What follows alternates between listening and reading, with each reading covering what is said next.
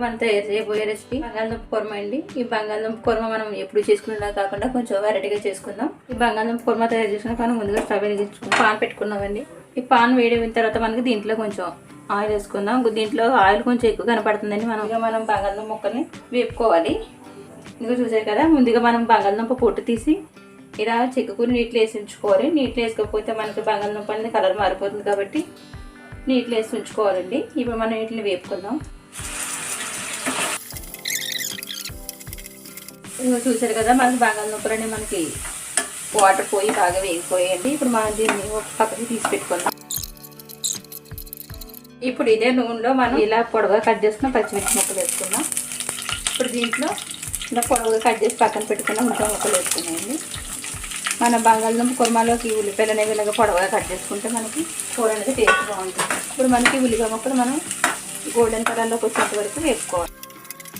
ఇప్పుడు ఈ ఉల్లిపాయ ముక్కలు త్వరగా వేగడం కోసం మనం దీంట్లో కొంచెం సాల్ట్ వేసుకున్నాము.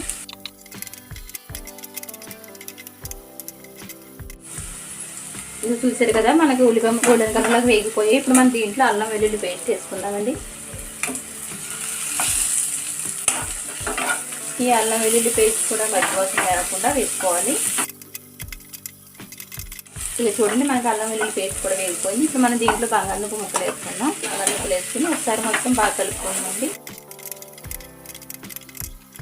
ఇప్పుడు దీంట్లో కొంచెం పసుపు, కారం, రుచి సరిపడగా ఉప్పు.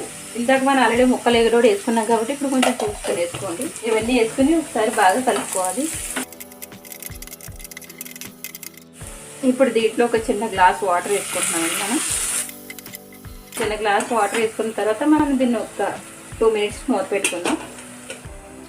2 నిమిషాల తర్వాత మనం ఇప్పుడు మూత తీసి చూసుకుందాం. చూసారు కదా, మనం వేసిన వాటర్ మొత్తం అంతా కూడా మనకి కూరలో మగ్గిపోయాయి. మొత్తం అంతా ఒకసారి ఇలా కలుపుకుని స్టార్టింగ్లో మనం స్పెషల్ అని చెప్పుకున్నాం కదా, ఇప్పుడు మనం దీంట్లో పాలు వేసుకున్నామండి. ఇందాక మనం నీళ్ళు ఏ గ్లాస్ అయితే వేసుకున్నామో అదే గ్లాస్తో నేను పచ్చిపాలు తీసుకున్నాను. ఇలా మనం పచ్చిపాలు వేసుకుని బంగాళదుంప కుర్మా అనేది చేసుకుంటే మనకి చాలా టేస్ట్గా ఉంటుందండి. కూర చాలా బాగుంటుంది. ఒకసారి మనం మూత తీసి ఇందులో ఉప్పు సరిపోయింది లేదో ఒకసారి చూసుకుందాం. ఒకవేళ ఉప్పుగా ఉప్పుగా ఉంటే కూర ఇలా ఉన్నప్పుడు మనం వేసుకుంటే కూర మొత్తం మనకి ఉప్పు పడుతుంది. ఉప్పు వేసుకున్న తర్వాత ఇలా మొత్తం అంతా కలిపేసుకుని మళ్ళీ మూత పెట్టుకుని ఒక 5 మినిట్స్ ఉడికించుకోవాలండి. ఇది ఈ కూరలోకి ఎటువంటి మసాలాలు కూడా వాడలేదండి. ఒక అల్లం వెల్లుల్లి పేస్ట్ మాత్రమే వేసుకున్నాను. కానీ ఎటువంటి మసాలాలు వాడకపోయినా సరే మనకి కూర అనేది చాలా టేస్ట్గా వస్తుంది. ఒకసారి మనం మూత తీసి మొత్తం అంతా కలుపుకుందామండి. చూసారు కదా, మనకి కూర అంతా కూడా మొత్తం అంతా దగ్గరికి పడిపోతుంది.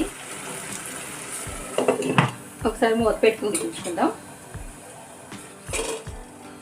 ఇప్పుడు మూత తీసుకు ఒకసారి చూసుకుందామండి. అంతే, మనకి కూర మొత్తం రెడీ అయిపోయింది. చూసారు కదా, మనం కూరలో ఉన్న వాటర్ మొత్తం తీసిపోయి మనకి కూర అనేది రెడీ అయిపోయింది.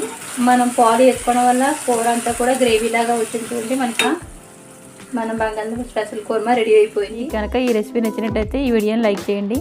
మరిన్ని రుచికరమైన వంటల కోసం మన ఛానల్ని సబ్స్క్రైబ్ చేసుకోండి.